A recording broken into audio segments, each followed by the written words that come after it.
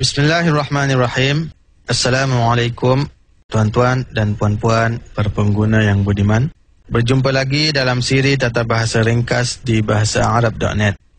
Dalam siri Tata Bahasa Ringkas pada kali ini, kita akan mempelajari satu tajuk berkaitan dengan golongan kata dalam bahasa Arab. Golongan kata dalam bahasa Arab dipanggil anwa'ul kalimah. Anwa'ul kalimah. Al-kalimah. Al-kalimah bermaksud perkataan. Al-kalimah bermaksud perkataan. Anwa'ul kalimah ialah golongan kata. Ada berapa golongan kata dalam bahasa Arab?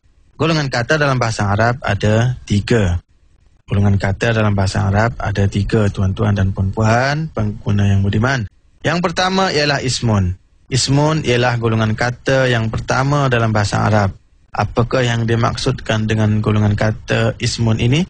Ismun ialah kata nama. Ya, ismun ialah kata nama. Iaitu suatu perkataan yang memberi maksud nama bagi sesuatu objek ataupun benda dan sebagainya. Kemudian golongan kata yang kedua ialah fi'lun. Fi'lun ialah golongan kata yang kedua dalam bahasa Arab. Apakah yang dimaksudkan dengan fi'lun? Fi'lun ialah kata kerja. Fi'lun ialah kata kerja, iaitu suatu perkataan yang memberi maksud perbuatan yang dilakukan, sama ada pada masa yang lepas ataupun perbuatan yang sedang dilakukan, ataupun arahan, suruhan, perintah, permintaan agar dilakukan suatu perbuatan juga dikategorikan sebagai fi'lun dalam bahasa Arab. Kemudian golongan kata yang ketiga ialah harfun. Harfun ialah golongan kata yang ketiga. Harfun ialah kata tugas.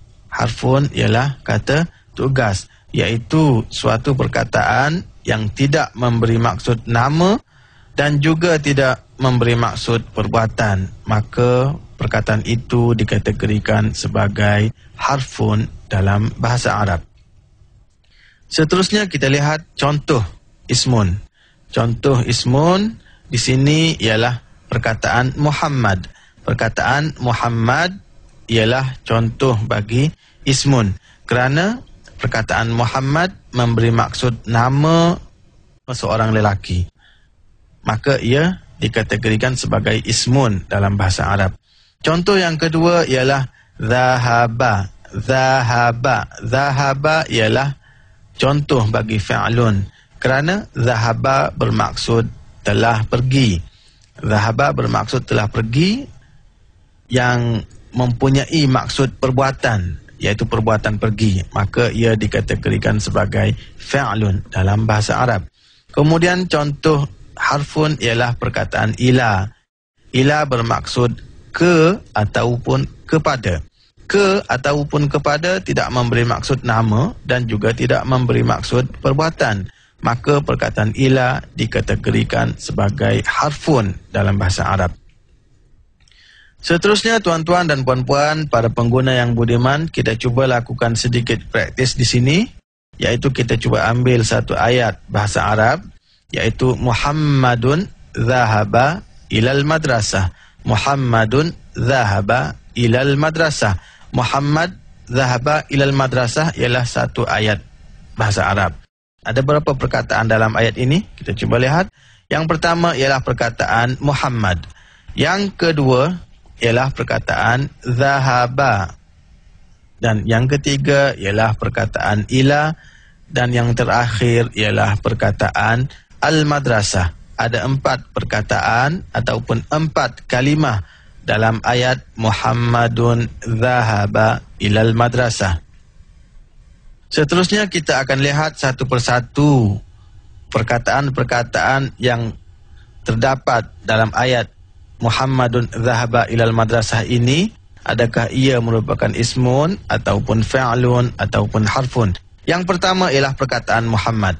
Muhammad memberi maksud Muhammad, iaitu nama seorang lelaki. Oleh kerana ia memberi maksud nama, maka ia dikategorikan sebagai ismun dalam bahasa Arab. Maka ia dikategorikan sebagai ismun dalam bahasa Arab. Perkataan yang kedua ialah zahaba. Zahaba bermaksud telah pergi. Zahaba bermaksud telah pergi. Oleh kerana ia mempunyai maksud perbuatan, iaitu perbuatan pergi, maka perkataan zahaba ini dikategorikan sebagai fi'lun, ya, sebagai fi'lun dalam bahasa Arab. Seterusnya, perkataan yang ketiga ialah perkataan ila. Ila bermaksud ke dalam ayat ini. Ke tidak memberi maksud nama dan juga tidak memberi maksud perbuatan. Oleh itu, ia dikategorikan sebagai harfun, ya, sebagai harfun dalam bahasa Arab. Seterusnya, perkataan yang terakhir ialah perkataan al-madrasah. Al-madrasah bermaksud sekolah. Al-madrasah bermaksud sekolah.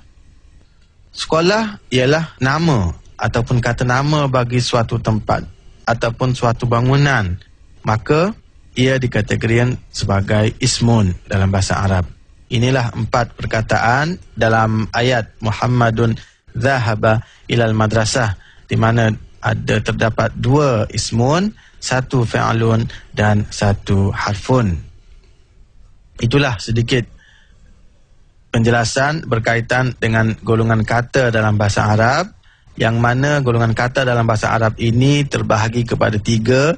Yang pertama ialah ismun, yang kedua ialah fi'lun, dan yang ketiga ialah harfun. Ismun ialah kata nama, fi'lun ialah kata kerja, dan harfun ialah kata tugas.